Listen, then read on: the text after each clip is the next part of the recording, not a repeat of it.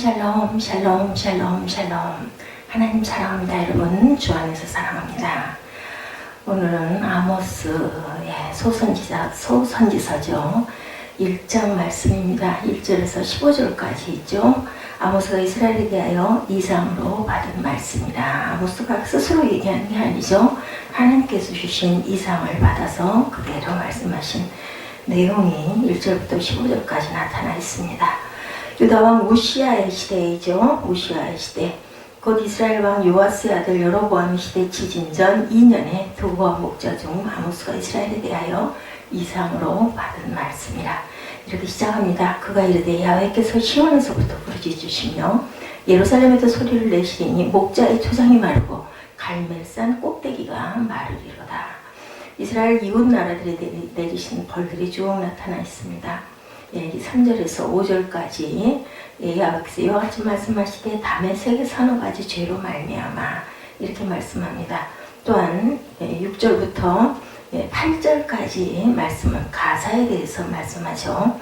가사의 서너 가지 죄로 다메섹, 가사, 그리고 세 번째로는 9절부터 10절까지 두로의 죄악에 대해서 두로의 서너 가지 죄악 이렇게 말씀하십니다.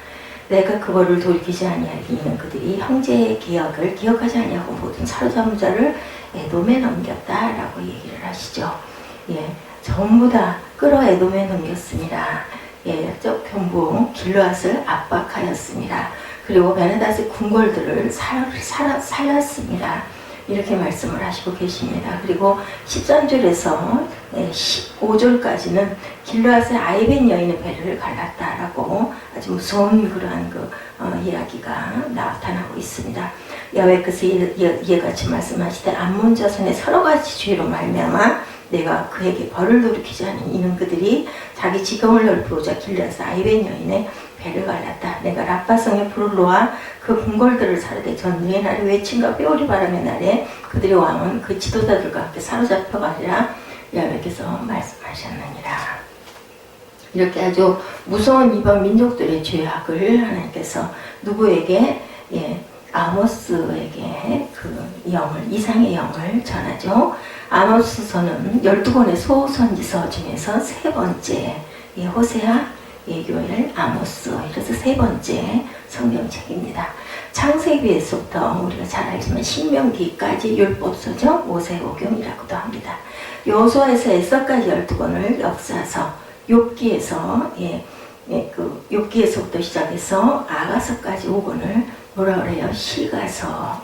그 다음에 이사야, 예레미야, 에레미야, 에스겔, 다니엘, 그리고 에스겔 이 모든 5권을 대선지서. 대선지서는 내용이 길기 때문에 대선지서라고 표현했다 이렇게 간단하게 하시면 됩니다. 그리고 호세아부터 말라기까지 12권이죠. 학계, 호세아, 요엘, 아모스, 오하다, 요나, 미가, 나훔, 하박국, 스바냐, 학계, 스가랴, 말라기까지 12권을 소선지서로 구분을 합니다. 오늘부터 아모스를 통해서 하나님께서 하나님의 백성에게 주시는 메시지를 찾아보고자 합니다. 많은 성도들이 성경 가운데 제일 안 읽는 책이 레위기, 두 번째 책이 바로 이런 예언서입니다. 왜 그럴까요? 이해하기가 좀 어렵다. 그리고 그렇게 레위기는 여러 가지 제사의 여러 가지 형식 이런 내용들이 너무 그저 방대하기 때문에 쉬운 얘기로 그냥 머리에 들어오지 않고 좀 지루하다, 재미가 없다. 그런데 우리가 기억해야 될 것은 성경 전체 3분의 1에 가까운 17권이 예언서라는 거. 신구약 합하면 66권이죠. 3분의 1을 조금 못 미치나요? 그래도 어쨌든 17권이 예언서입니다. 그리고 예언서를 안 읽으면 성경의 3분의 1을 모르고 지나가는 경우가 된다. 무시하는 것과 같죠.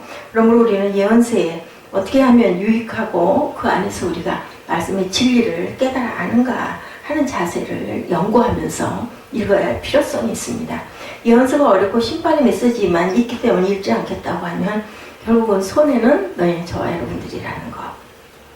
그런데 예언서를 어떻게 읽어야 그러면 좀 재미를 느끼면서 읽을 수 있을까? 참 중요한 질문인데 누가복음 24장 27절에 엠마오로 가던 두 제자 얘기 여러분들 아시죠? 예수님의 성경을 가진 사건을 통해서 우리가 그 단서를 한번 찾아보도록 합니다. 예수님께서 부활하셨는데 엠마오로 가던 두 제자가 당연히 예수님을 알아보지 못하죠. 예수님인 줄을 모릅니다. 예, 부활하신 예수께서 두 제자들 옆에서 모세와 모든 선지자의 글로 시작해서 모든 성경에 쓴 바 자기에 관한 것을 자세히 설명하시죠.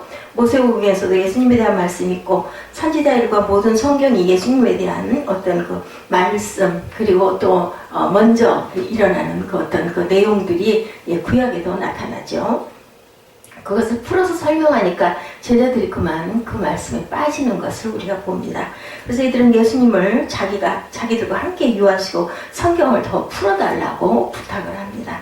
물론 그들은 예수께서 부활하셔서 자기들에게 말씀을 풀어주신다는 사실을 모르는 상태였다. 그러므로 우리가 예언서의 재미를 붙이려면 예수 그리스도의 빛으로 읽어야 되는 영으로 성령께서 우리를 감동해 주시지 않으면 성경이 들어오지를 않는다라는 거죠. 이 예언은 예수 그리스도에 대해서 그럼 무엇을 말씀하고 계신가? 신약시대에 대해서 무엇을 말씀하시는가? 여기에 초점을 가지고 읽다 보면 예언서에 재미를 붙이게 된다라는 거. 요한계시록 19장 10절 후반 보면 예수님의 증거는 대언의 영이다 이렇게 나타나 있습니다. 말은 멋있는 것 같은데 무슨 의미냐고 물어보면 대답하기가 어렵기도 하죠. 10절에 보면 내가 그 발 앞에 엎드려 경배하려 하니 그가 나에게 말하기를 나는 너와 및 예수의 증언을 받은 내 형제들과 같이 된 종이니 삼가 그러하지 말고 오직 하나님께 경배하라. 예수의 증언은 예언의 영이니라. 요한계시록 19장 10절 내용입니다. 예언의 영이라고 나타나죠. 예수의 증거가 예언의 정신이란 뜻인데 주어하고 보어하고 내용이 똑같습니다. 예수의 증언을 받은 내 형제들과 같은 종인의 삼가 그러하지 말고 오직 하나님께 경배하라. 예수의 증언은 예언의 영이다. 예수의 증언은 예언의 영이다. 그렇기 때문에 내용이 같다라는 거죠. The spirit of prophecy is the testimony of Jesus. 예언의 정신은 예수를 증거한다. 이렇게 얘기합니다. 참된 예언자는 옛날이나 지금이나 공통된 특징을 갖고 있는데 그것은 바로 예수 그리스도의 증인 역할을 하는 것이다. 많은 성도들이 예언서를 생각하면서 어떤 환란, 천년왕국, 적그리스도, 심판, 멸망, 부활 이런 것들을 생각을 하죠. 예언서는 적그리스도가 아니라 그리스도를 우리가 생각해야 되는 것이라는 것을 다시 한번 깨달아야 됩니다. 베드로서 1장 20절에서 21절에 보면 예언의 본질이 무엇인가를 알려주고 있습니다. 먼저 알 것은 경의 모든 예언은 사사로이 풀 것이 아니니 예언은 언제든지 사람의 뜻으로 낸 것이 아니고 오직 성령의 감동하심을 입은 사람들이 하나님께 받아 말하는 것이니라. 베드로후서 1장 20절에서 21절입니다. 베드로서 1장 20절에서 21절의 이 말씀은 예언의 해석 원리를 말한 것이 아니라 예언의 기원에 대해서 말씀하고 있습니다. 다시 한번 먼저 알 것은 경의 모든 예언은 사사로이 풀 것이 아니니 예언은 언제든지 사람의 뜻으로 낸 것이 아니요 오직 성령의 감동하심을 입은 사람들이 하나님께 받아 말한 것이니라. 예언은 사사로이 사람이 풀거나 사사로이 예언과여 자기 나름대로의 생각을 말하는 것이 아니라는 것이죠. 예언은 예언자가 하나님께 받아서 말하는 것이고 그리고 예언은 하나님의 말씀이기 때문에 권위가 있어야 되고 이것은 사람의 말이 아니기 때문에 우리가 마땅히 공부하고 은혜를 입어야 되는 말씀이다. 우리가 예언이라고 할 때 10년 혹은 100년 뒤에 뭐가 어떻게 된다는 미래적인 것을 생각하기가 쉽지만 예언이 미래적인 내용을 포함하고 있기는 하지만 그것만이 예언의 특징은 아닙니다. 성경 예언의 특징은 하나님에 대해서 오실 예수님에 대해서 구약시대에도 말씀하셨다.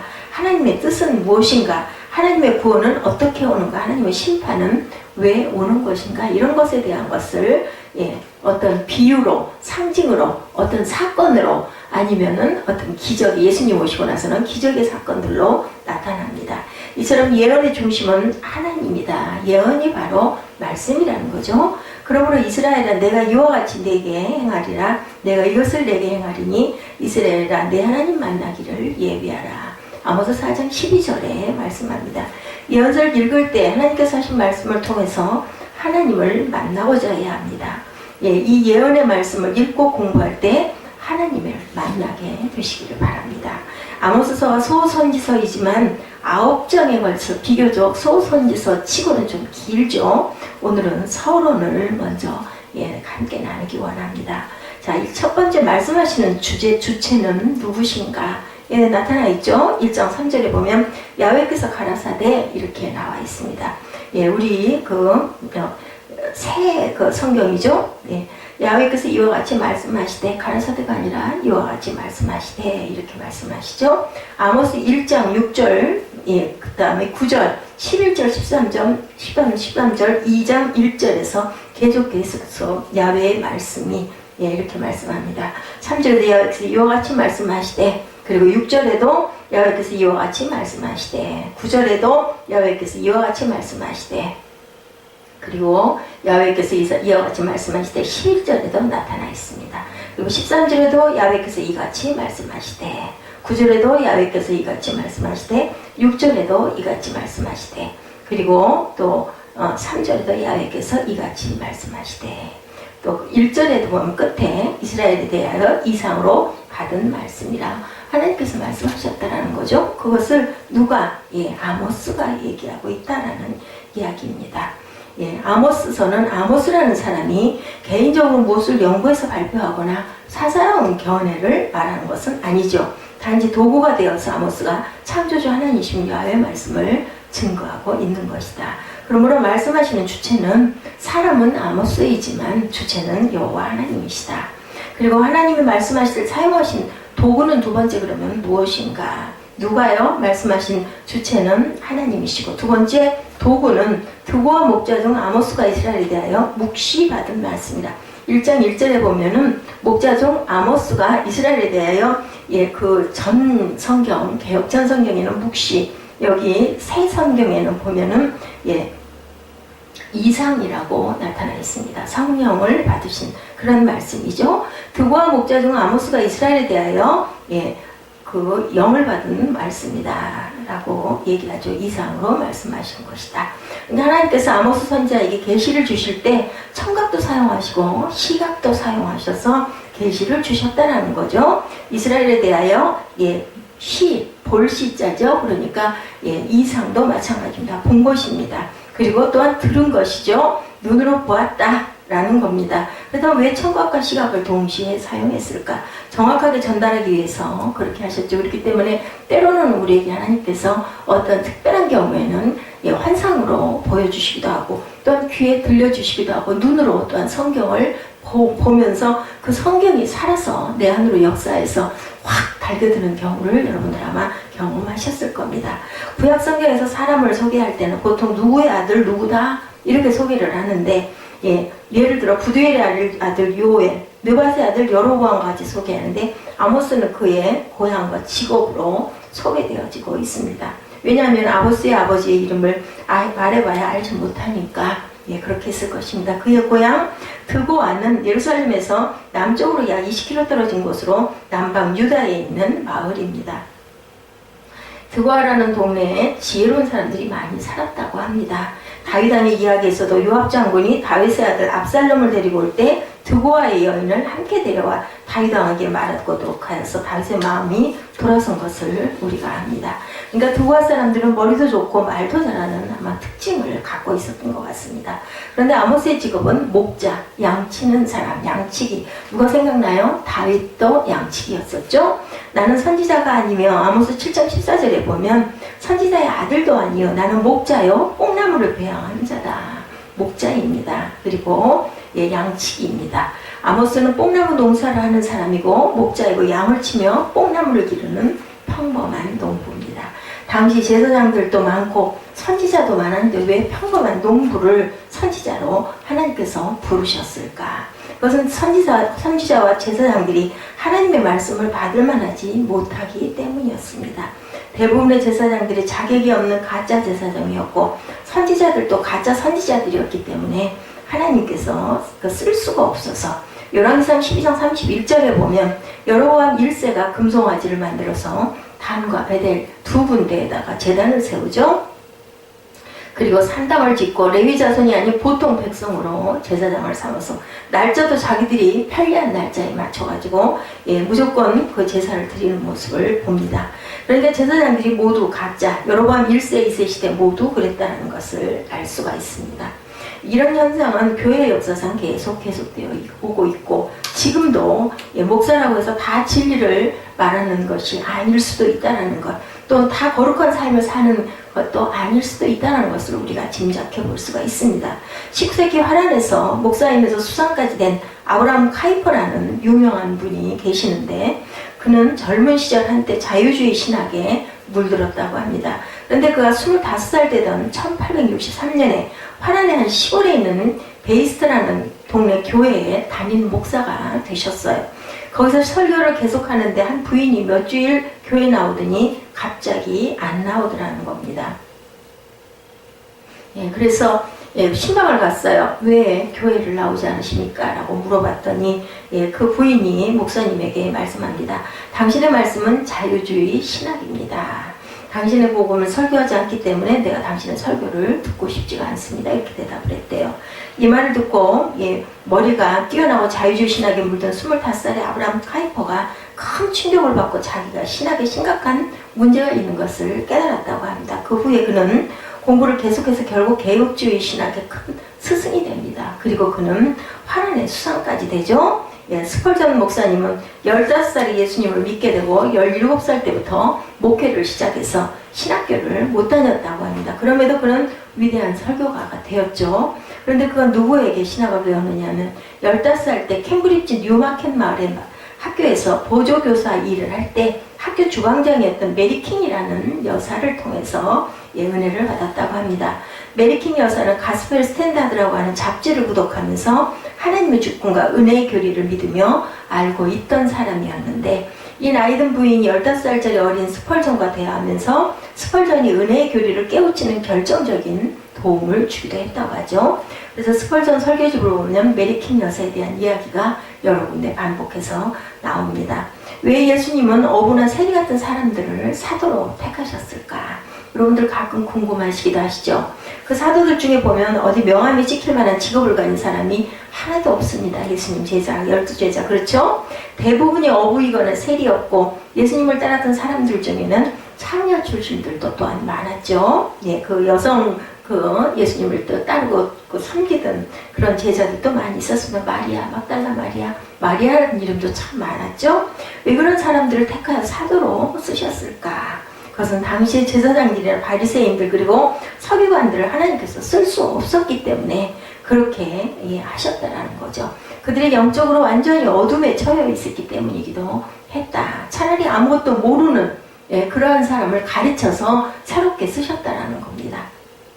그렇기 때문에 오늘날 평신도 사역이 굉장히 활발하죠. 그래서 그 큰 교회 목사님보다도 더 오히려 평신도 사역자들이 진리를 밝히 볼 수도 있다. 다 그렇다는 건 아닙니다. 그런 분들도 계시고 또 목사님 중에 훌륭하게 정말 신학자들도 많이 계시죠. 훌륭하신 분이 많으십니다. 그런데 다는 아니라는 겁니다. 평신도 중에도 이렇게 뛰어난 분들도 많다. 또 큰 교회에서 목회하는 것만 가지고 진리의 보증서라고 볼 수도 없다. 또 그리고 대단한 신학을 꼭 했다고 해서 그분이 진리에 충만하다고 볼 수도 없다라는 것. 그리고 성령 운동한다고 귀신 잘 내쫓는다고 병을 잘 고친다고 그것이 또한 진리의 보증서일 수도 없다. 마태복음 7장 22, 3절에 그날에 많은 사람이 나더러 이르되 주여 주여 우리가 주의 이름으로 선지자 노릇하며 주의 이름으로 귀신을 쫓아내며 주의 이름으로 많은 권능을 행치 아니하였나이까 하리니 그때 내가 저에게 밝히 말하되 내가 너희를 도무지 알지 못하니 불법을 행하는 자들아 내게서 떠나가라 하니라. 이렇게 얘기를 하죠. 권능을 행했습니다. 귀신도 쫓아냈습니다. 병자도 고쳤습니다. 이렇다 할지라도 도무지 나는 너를 모른다라고 예수님은 말씀하시죠. 그래서 선지자가 되는 첫 번째 조건은 진리를 바로 보아야 되는 것이다. 하나님에게서 배우죠. 아무리 목사라고 해도 하나님께서 가르치실 만한 영을 가지고 있지 않다면 그는 그에 대해서는 진리를 배울 수가 없다. 그는 자기가 공부한 것만 가지고 고집을 피우고 하나님께 배울 수 없는 사람이 되고 만다라는 것. 저와 여러분들은 하나님께 항상 마음을 열고 하나님께 배우게 되시기를 바랍니다. 하나님의 본체는 누구시라고요? 성경이시죠. 진리이십니다. 세상의 교육을 아무리 많이 받아도 하나님께 배우지 못했다면 그런 하나님의 일꾼이 될 수가 없다. 선지자의 글에 저희가 다 하나님의 가르침을 받으리라 기록되었은즉 아버지께 듣고 배운 사람마다 내게로 오리라고 요한복음 6장 45절에도 증거합니다. 그런데 말 한마디라도 항상 불평하고 성경에 대해서 비판하는 소리를 하게 되면 그 사람의 영혼은 어둡게 된다는 것을 알아야 된다. 항상 하나님 말씀에만 감사하시기 바랍니다. 설령 목사가 설교를 하다가 조금 잘못하더라도 장적이 혹시 잘못돼서 잘못 얘기하더라도 그 부분을 그냥 말씀 자체로만 마태복음이 마가복음이 되었거나 요한복음인데 마태복음이라고 증거할 때도 가끔 있습니다. 우리가 설교를 쭉 만들고 가다 보면은 그럴 때도 그 말씀 자체만 찾아보시고 목사님 여보 실수하셨거나 이렇게 하시고 그걸 갖고 따지고 그건 아무 상관이 소용이 없는 거라는 것을 우리가 이 말씀에서 알아야 됩니다. 세 번째로 하나님께서 말씀하시는 그런 대상은 누구인가? 다시 말씀드립니다. 첫 번째로는 누가 말씀하신다고요? 말씀하시는 주체는 야훼가 가라사대. 하나님께서 말씀하시되 오늘 아모스 1장 3절 그리고 6절, 9절, 11절, 13절 2장 1절에 보면 계속해서 야훼께서 하나님께서 말씀하시되라고 반복됩니다. 말씀의 주체는 하나님이시고 두 번째 하나님이 말씀할 때 사용하시는 도구는 누구에게요? 사람을 통해서 사용하시는데 그것이 꼭 목사가 아니어도 아모스처럼 양치기, 목동 그리고 농부일 수도 있다라는 거. 왜 그 시대에 그랬느냐? 그때 그렇게 온전한 제사장, 온전한 율법사들이 없었기 때문에 예수님이 12제자를 부르신 것도 정말 하찮은 사람을 부르신 건 그때 율법학자나 이런 사람 바리새인들이 많이 있었습니다. 그런데도 예수님이 그런 제자를 택하신 것도 역시 온전치가 못했기 때문에 예수님께서는 교육하시고 양육하시고 그리고 새롭게 가르쳐 가신다. 오늘날 그래서 평신도 사역을 하시는 분들도 목회자들보다 훨씬 진리에 밝은 하나님의 영에 감동된 사람들도 많이 있다. 꼭 목사님들이 잘못했다는 뜻은 아닙니다. 열왕기상 12장 31절에 보면 여로보암 1세가 금송아지를 만들어서 아시죠? 단가베델 두 군데에 세우고 제사장도 평민으로 제사장을 삼죠. 날짜도 자기들 마음대로 그리고 어디 못 가게 하려고 남유다에는 예루살렘에 못 가게 하려고 여로보암이 생각할 때 예루살렘으로 갔다가는 자기 백성들을 다 뺏길 것 같으니까 단과 베델에다가 금송아지 신상을 세우고 거기다가 산당을 짓고 예배하게 하죠. 그 바람에 북이스라엘이 멸망을 합니다.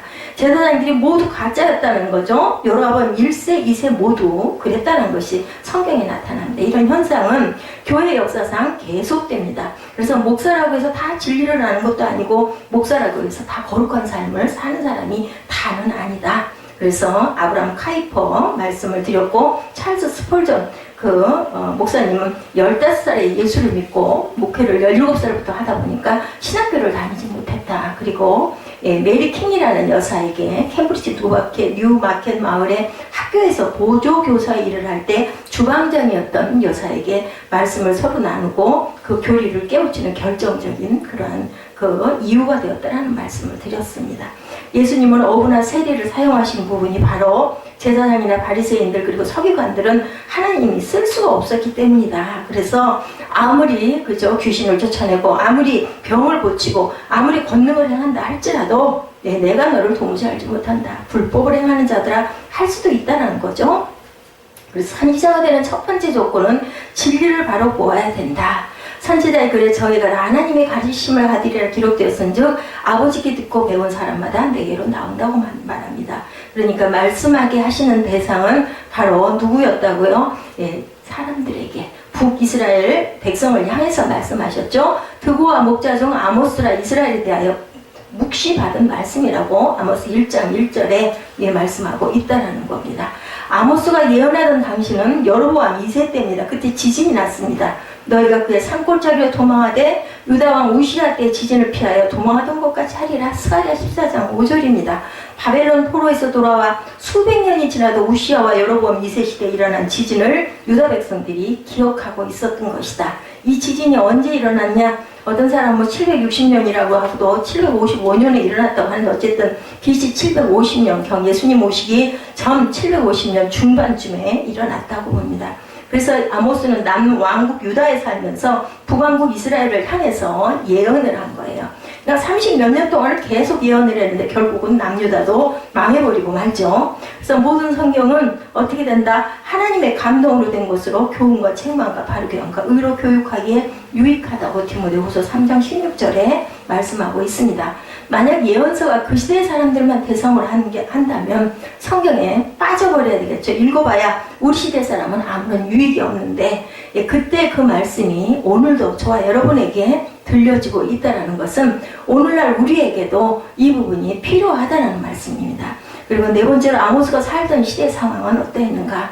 왜 하나님께서 당신의 백성에게 이러한 그 계시의 말씀을 주셨을까? 아모스가 살던 시대 이스라엘 백성의 상황이 어떠해서 아모스라는 목자들을 들어서 이렇게 말씀하신가? 다윗도 목자였죠.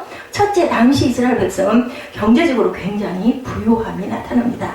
아모스 6장 4절에서 6절에 보면 여로보암 2세 시대에는 경제적인 부유한 특징이 있었는데 상하상에 눕고 침상에서 기제를 켜며 양떼에서 어린 양과 우리에서 송아지를 취하여 먹고 비파에 맞춰 헛된 노래를 지절거리며 다윗처럼 자기를 위하여 악기를 제조하며 대접으로 포도주를 마시며 귀한 기름을 몸에 바르며 요셉의 환난을 인하여는 근심치 아니하더라. 이렇게 부유하게 살았다는 거죠.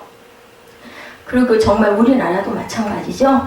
중동에서는 기름값이 조금만 넣어도 미국은 감기에 걸렸다고 합니다. 우리는 조류 독감에 걸린다고도 합니다. 하나님께서 우리를 잘 살게 해주신 것이지 우리가 자생력을 가지고 잘 살게 된 것은 아니라는 것을 우리가 우리 역사를 통해서도 압니다. 둘째로 국방과 안보에 대해서도 안정감을 누리고 있었다. 그 시대에 화 있을진저 시온에서 안일한 자와 사마리아 산에서 마음이 든든한 자고 열국 중 우승하여 유명함으로 이스라엘 족속에 따르는 자들이여. 아모스 6장 1절에 이렇게 말씀합니다. 이스라엘의 지도자들은 모두 국방과 안보에 대해서 안일했다. 그러다 30년 후에 아수르가 쳐들어와서 그만 남유다가 망해버립니다. 셋째로 하나님의 백성은 사치스러웠으나 가난한 사람들은 착취를 당했습니다. 특권층은 여름과 겨울을 나눠서 궁을 짓고 날이 더우면 시원한 곳으로 찾아가고, 지금 우리 이 시대도 그렇죠. 그리고 날이 추우면 따뜻한 데 데려가서 피서를 했다는 거죠. 그리고 상하로 침대를 만들어서 자고, 아까 읽은 대로 아모스 6장에 나왔던 대로 은으로 가난한 자를 사고 신앙켤레로 궁핍한 자를 사고 잿미를 팔자 하는도다. 아모스 8장 6절에도 이렇게 증거합니다. 가난한 사람은 얼마나 가난한지 신앙켤레를 주면 그 사람을 노예로 샀다라는 거죠. 네 번째, 하나님의 백성이 부도덕했다고 나타납니다. 먹을 것이 풍족하고 돈이 있으니까 윤리가 극도로 타락했습니다. 그래서 아모스 5장 7절에 가난한 자의 머리에 있는 티끌을 탐내며 겸손한 자의 길을 굽게 하며 부자가 한 젊은 여인에게 다녀던 너희 거룩의 이름을 더럽혔다고 아모스 2장 7절에도 말씀합니다. 아버지가 간 창녀에게 아들도 갑니다. 이런 윤리가 땅에 떨어졌다. 그리고 다섯 번째, 이런 문제가 많이 있었지만 더 큰 문제는 영적인 문제였다라는 거죠. 인간의 모든 문제는 궁극적인 영적인 문제가 가장 큰 문제죠. 아모스 5장 21, 2절에 내가 너희 절기를 미워하며 멸시하며 너희 성회들을 기뻐하지 않았느니 너희가 내게 번제나 소제를 드릴지라도 내가 받지 아니할 것이요 너희 살찐 희생의 화목제도 내가 돌아보지 아니하리라고 말씀합니다. 번제, 소제, 화목제로 짐승을 가득 가져다 드리고 하나님께서 그런다 하더라도 받지 않는다. 아모스 4장 4절에 너희 희생을 3일마다 너희 11조를 드리며 했지만 이런 거 하나도 반가워하지 않으셨다는 거죠. 아모스 4장 6절에도 또 내가 너희 모든 성읍에서 너희 일을 깨끗하게 하며 너희 각처에서 양식이 떨어지게 하였으나 너희가 내게로 돌아오지 아니하였느니라 야훼의 말씀이니라. 이렇게 증거합니다. 그리고 또한 이스라엘 백성이 드리는 예배가 하나님 말씀대로 이루어지지도 않았다는 겁니다. 예배 장소도 잘못되었고, 그죠? 제사장도 가짜고 절기도 엉터리였다. 아까 말씀드린 대로 여로보암이 자기 멋대로, 그죠? 배달에 산당을 세우고 마음대로 날짜를 정해서 제사장 가문의 출신도 아닌 일반 백성을 시켜가지고 제사를 드리게 하죠. 이랬기 때문에 그렇게 엉터리 엉망진창이었다. 그리고 이것은 경건으로 포장된 이방 종교에 불과했다고 합니다. 아모스 4장 12절에 그러므로 이스라엘아 내가 이와 같이 네게 행하리라. 내가 이것을 내게 행하리니 이스라엘아 내 하나님만 만나기를 준비하라 말씀을 합니다. 이런 이스라엘 백성을 향한 하나님의 메시지는 2장 3장에 안 읽어봐도 우리가 알겠죠. 얘들아 잘한다. 내가 너의 아버지다. 내가 너희를 계속 사랑한다. 이런 메시지가 아니겠죠. 하나님의 메시지는 아모스 1장 2절입니다. 저와 가로되 야훼께서 시온에서부터 부르짖으며 예루살렘에 떠 음성을 바라시니 목자의 초장에 애통하며 갈매선 꼭대기가 마르리로다. 이렇게 나타납니다. 야훼께서 시온과 예루살렘에서 부르짖는다고 나오죠. 부르짖는다는 것은 사자가 포효한다는 뜻인데 하나님께서 포효하고 계신다는 거예요. 하나님께서 정말 아주 그냥 그 사자가 으르렁거리는 것 같이 그렇게 포효하신다. 잡기 전에 포효하면 먹잇감이 도망가죠. 먹이를 잡으면 짐승은 포효를 한다. 내가 먹이를 잡아서 식사를 해야 하니까 근처에 오지 말라고 경고를 합니다. 사자가 옮긴 것이 없고야 어찌 수풀에서 부르짖겠으며 젊은 사자가 잡은 것이 없고야 어찌 굴에서 소리를 내겠느냐. 아모스 3장 4절입니다. 하나님께서 시온에서 사자처럼 부르짖는다는 것은 북왕국 이스라엘을 움켜쥐고 하나님께서 잡수시겠다라는 거예요. 누구 때문에? 여로보암 때문에. 단과 베델에 그 쓸데없는 그저 신상을 세우고 거기다가 산당을 짓고 그 예배도 아닌 예배를 드린 그 더러운 짓거리라는 너희들 때문에 내가 너희를 찢어버리겠다는 겁니다. 30년 동안을 그렇게 부르짖었어요. 누가? 아모스가 어디를 향해서? 남유다에서 북이스라엘을 향해서 외쳤습니다. 아무도 듣지 않았죠? 그래서 이스라엘이 지금은 잘 먹고 잘 살고 너희들이 그러고 있지만 하나님께서 사자가 발톱으로 붙들고 있는 것처럼 잡수시려고 붙들고 있다라는 뜻입니다.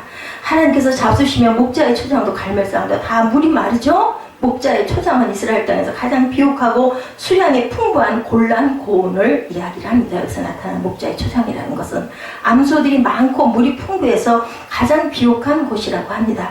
갈멜산도 이스라엘의 가장 비옥한 땅입니다. 그런데 목자의 초장이 애통하며 갈멜산 꼭대기가 물이 없어 말라버린다는 것은 하나님께서는 이스라엘의 부유한 재물을 거두어 가버리신다. 왜냐하면 하나님께 예배를 거짓되게 드리고 삶은 부패했기 때문이다라는 거죠. 우리는 21세기에 얼마나 잘 먹고 잘 살고 지금 있는지 우리가 정말 돌아봅니다. 그래서 우리가 살고 있는 이 시대는 여로보암 시대와 정말 너무 비슷한데 우리가 지금 부패하고 타락하고 하나님께 예배드리는 것을 소홀히 하고 예배드리고 나가서 죄나 짓고 살면 똑같은 결과가 일어난다.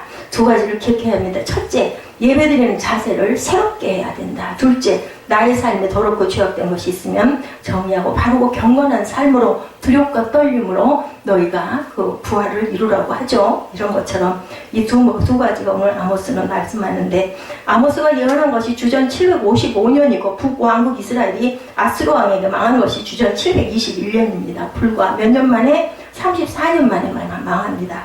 34년 동안 6왕이 계속 바뀌다가 아수르에게 완전히 멸망당하고 북왕국 이스라엘은 지상에서 사라진 나라가 되어버렸죠. 그러므로 오늘 우리가 아모스가 우리에게 주는 큰 의미를 생각하고 일상의 삶을 거룩하게 해야 되겠고 예배도 바르게 드려야 되겠다는 것을 기억하시는 저와 여러분들이 되시기를 주님의 이름으로 축복합니다. 우리 본문으로 잠깐 돌아가서 이러한 죄로 인해서 내가 너희들에게 악한 이 모든 것들을 내가 심판하리라는 말씀입니다.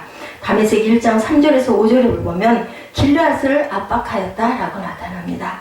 여호와께서 이와 같이 말씀하시되 다메섹의 서너 가지 죄로 말미암아 내가 그거를 돌이키지 아니하니니 이는 그들이 철 타작기로 타작하듯 길르앗을 압박하였습니다. 이 죄로 인해서. 두 번째는 가사가 나타납니다. 6절에서 8절이죠. 모든 사로잡은 자를 에돔에게 팔아 넘겼습니다. 6절에서 8절에 보면 야훼께서 이같이 말씀하시는데 가사의 서너 가지 죄로 말미암아 내가 그 벌을 돌이키지 아니하리니 이는 그들이 모든 사로잡은 자를 끌어 에돔에 넘겼습니다. 그리고 세 번째로는 11절에서 12절에 에돔 이야기가 나옵니다. 야훼께서 이와 같이 말씀하시되 에돔의 서너 가지 죄로 말미암아 내가 그거를 돌이키지 아니하리니 이는 그가 칼로 그의 형제를 쫓아가며 긍휼을 벌이며 항상 맹렬히 화를 내며 분을 끝없이 품었습니다.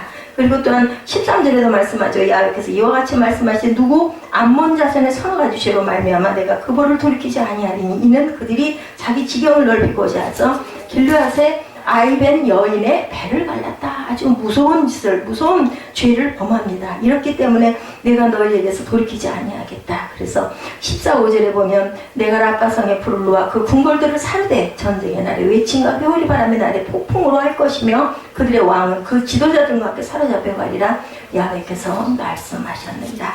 하나님께서 아모스를 통해서 유다 왕 우시아의 시대 곧 이스라엘 왕 요아스의 아들 여로보암의 시대 그 지진 전 2년에 드고와 목자 중 아모스가 이스라엘에 대하여 이상으로 받은 말씀이라 영으로 받은 말씀입니다. 2절에 그가 이르되 야훼께서 시온에서부터 부르짖으시며 예루살렘에서 소리를 내시니 목자의 초장이 마르고 갈멜산 꼭대기가 마르리로다. 가장 풍요로운 그 땅도 이렇게 말라버리고 하나님께서 너희들에게 이러한 죄로 인하여 벌을 내린다라고 양측의 목동을 불러가지고 그 이상을 보이셔서 선포하는데요. 소선지서 중에서 세 번째 권에 해당합니다. 소선지서에 어디서부터 소선지서라고 얘기를 하죠? 호세아죠. 그리고 지난 시간에 우리가 함께 했던 게 요엘, 그 다음에 오늘 아모스서 이렇게 세 권입니다. 그래서 호세아, 요엘, 아모스, 오바다, 요나, 미가, 나훔, 하박국, 스바냐, 학개, 스가랴, 말라기